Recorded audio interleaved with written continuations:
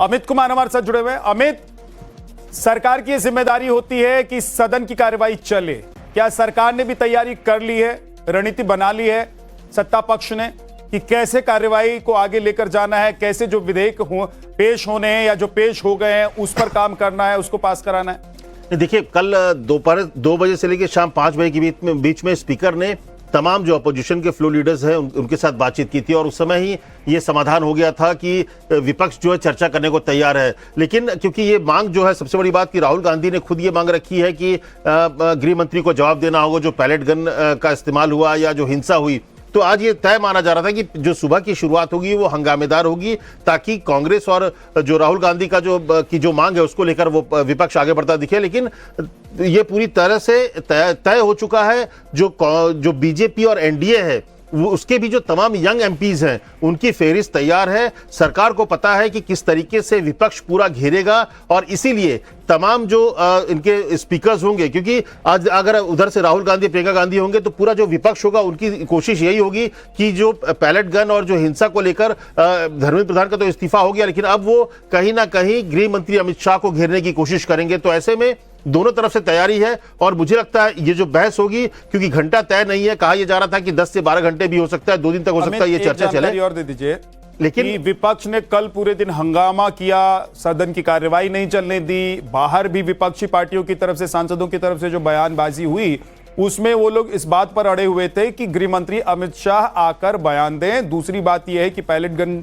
या फिर जो दूसरे तरीके से बच्चों पर पुलिस वालों ने अटैक किया, उनको रोकने की कोशिश की जिसमें गंभीर चोटें उन्हें आई, उस पर अमित शाह बोलें। तो क्या अमित शाह आज सदन में बोल सकते हैं इस मुद्दे पर, या फिर आश्वासन दे सकते हैं कि मैं बोलूंगा जल्दी? नहीं, देखिए, ये स्ट्रेटेजी का पार्ट है। कल जब गृह मंत्री अमित शाह सदन से निकल रहे थे तो मैंने उनसे ये बात पूछा भी कि जो राहुल गांधी है वो लगातार इस बात की मांग कर रहे हैं और वो आपसे जवाब की मांग कर रहे हैं। तो उन्होंने कहा था कि देखेंगे हम लोग, क्या करना है वो हम लोग तय करेंगे। तो पार्टी तय करेगी, जरूरत पड़ेगा तो गृह मंत्री, देखिए इस बात से गृह मंत्री भागने वाले में से नहीं, आपको पता है। अगर कल सदन के बीच जब चर्चा के दौरान इस तरह की बात आती है तो आप देखिएगा, मुझे लगता है गृह मंत्री अपनी बात रखने से भी पीछे नहीं होगा। लेकिन ये स्ट्रेटेजी का पार्ट होता है कि एनडीए किस तरीके से कब किसको कहां बोलना है ये तय करके बैठी है। और इसीलिए अमित शाह को अगर बोलना होगा तो क्या आज बोलेंगे या कल बोलेंगे या इंटरवेंशन करते हैं, निश्चित तौर पर इस पूरे मामले को लेकर बीजेपी और एनडीए की अपनी एक रणनीति है, उसी के तहत होगा। लेकिन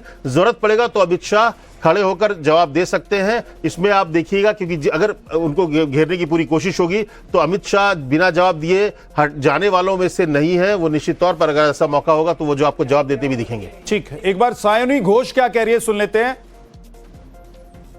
बातचीत करने के लिए सायोनी जी हैं। सायोनी घोष जी एनसीपीआई की सांसद हैं। आज पहली बार जो मंगल मिलल कार्यक्रम है, मंगल के दिन एनडीए की जो संसदीय दल की बैठक थी उसमें आज आप पहली बार हिस्सा लिया एनसीपीआई के मेंबर के नाते, कैसा लगा? पहला एक्सपीरियंस किस तरीके का? बहुत अच्छा, बहुत एंगेजिंग। पहली बार की सांसद होने के नाते ऐसे अनुभव बहुत महत्वपूर्ण होते हैं और देश के विजन के साथ, प्रधानमंत्री जी के विजन के साथ हमको जुड़ना है। प्रधानमंत्री जी ने तो शायद आज कुछ नहीं कहा है, लेकिन कुछ प्रेजेंटेशन हुए थे। ये जो नया बिल आ रहा है इसको लेकर विपक्ष बहुत जबरदस्त तीखा है, हमलावर है, चर्चा नहीं हो पा रही है। आपको लगता है चर्चा होनी चाहिए, बिल पास होना चाहिए? 100% चर्चा होनी चाहिए। सरकार का विरोध कोई भी कर सकता है, लेकिन अगर बच्चों के हित में कोई है तो वो इस बिल का विरोध नहीं कर सकता। और जब तक आप चर्चा नहीं करेंगे देश के लोग कैसे जानेंगे?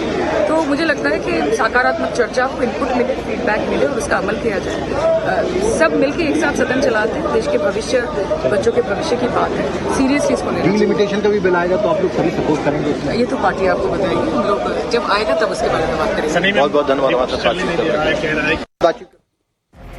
सायोनी घोष को आप सुन रहे थे, वो टीएमसी छोड़कर अब नए तौर पर, नए किरदार में, किरदार तो पुराना है लेकिन नए तरीके से अपने किरदार में नजर आ रही हैं।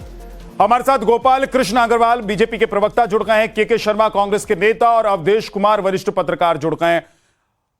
सबसे पहले बीजेपी के प्रवक्ता गोपाल कृष्ण अग्रवाल जी, आपके पास मैं आ रहा हूं क्योंकि संसद की कार्यवाही चले ये सत्ता पक्ष की जिम्मेदारी होती है, लेकिन विपक्ष का अभी तक का जो रुख है उससे ऐसा लगता है कि हमारी बात नहीं मानेंगे तो कुछ नहीं होने देंगे।